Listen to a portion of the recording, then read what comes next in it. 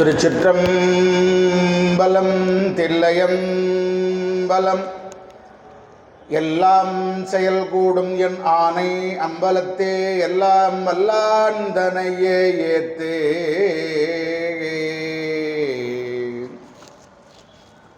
வானுலகும் மண்ணுலகும் வாழ மறை வாழ பான்மை தரி செய்ய தமிழ் பார்மிசை விளங்க.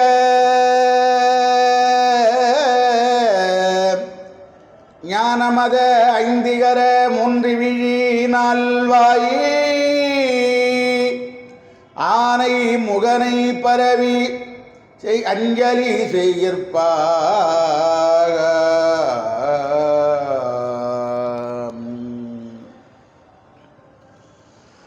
சிவ சிவ என்கிலரி தீவினையாளர் சிவ சிவ என்றிட தீவினை மாளும் சிவ சிவ என்றிட தேவரும் மாவர் சிவ சிவ என்ன சிவகதி தானே. ஜய ஜய அஞ்சனேயா ஜெகம் புகழும் அனுமார் போற்றி. ஜெயராமன் தூதா அன்னை ஜானகி விஸ்வாசா போற்றி. சகல சஞ்சலத்தை தீர்க்கும் சஞ்சீவிராயா போற்றி. அஞ்சனா தேவி என்ற எங்கள் அனுமந்தா போற்றி போற்றி. அரகர நம பார்வதீபதையே அரகர மகாதேவா. தென்னாடுடைய சிவனே போற்றி. எந்நாட்டவருக்கும் இறைவா போற்றி. ஏகம்பத்துரை எந்தாயி போற்றி. பாகம் பொன்னொரு ஆனாயி போற்றி. அண்ணாமலையம் அண்ணா போற்றி. கண்ணாரமுத கடலே போற்றி. காவாயி கனகத்திரளே போற்றி. கைலை மலையானே போற்றி போற்றி. கோபிகாரமண கோவிந்தா கோவிந்தா. வெற்றிவேல் முருகனுக்கு அரோகரம். அருள் பெரும் ஜோதி அருள் பெரும் ஜோதி தனிப்பெரும் கருணை அருள் பெரும் ஜோதி. எல்லாம் வல்ல ஞானமே வடிவமான வள்ளல் தெய்வம் விநாயகப் பெருமானுடைய தனிப்பெரும் கருணையினாலே எல்லா வளங்களும் நலங்களும் பெற்று ஒருங்கே அமைய பெற்ற புண்ணிய மண்ணாய் விளங்கும் அவினாசியப்பர் சிவாலயம் அமைந்திருக்கிற பகுதியிலே திருக்கோயில் கொண்டு விளங்கும் ஸ்ரீ வீர ஆஞ்சநேயர் ஆலய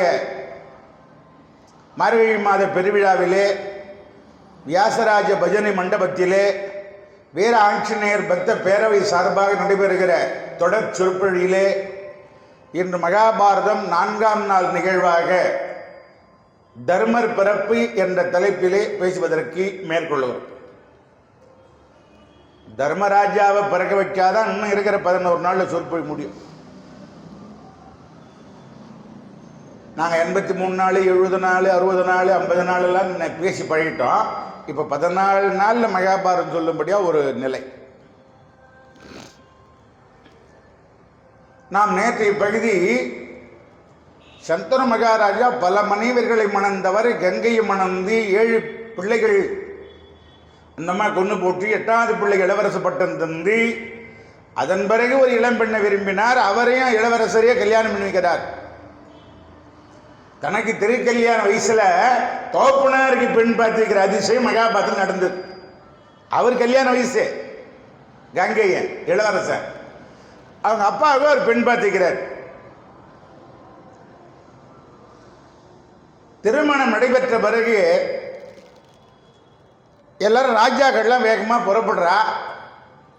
அப்போ இந்த மீனவர் தலைவன் இப்போ கல்யாணம் ஆச்சு. அந்த அம்மா வளர்த்த தகப்பன், சொந்த தகப்பன் கிடையாது, வளர்த்த தகப்பன். இப்போ எல்லாரும் என்ன நினைச்சிட்டு இருப்பான்?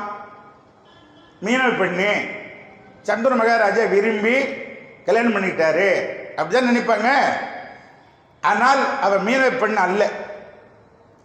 அதனால் அந்த தகவலை உலகத்து ராஜாக்கள் கலந்து கொண்ட திருமண விழாவில் போகும்போதாவது சொன்னாலாவது கொஞ்சம் தெளிவாக போவாங்க.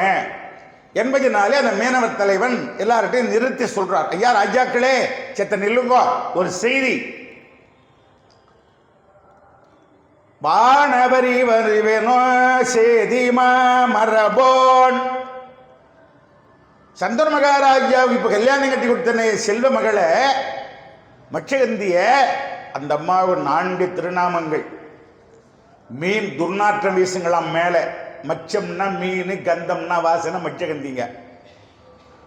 பரிமள வாசனை வியாச பகவான் கொடுத்தாங்க, அதனால பரிமள கந்திங்க. யோசனை சொல்றதுல தக்க நேரத்தில் யோசனை சொல்றதுல கிட்டிக்காரி அவங்க, அதனால யோசனை கந்தி. சத்தியம் தவறாதவங்களாம், அதனால சத்தியவதி. இப்படிலாம் அந்த அம்மாவுக்கு பேர் உண்டு.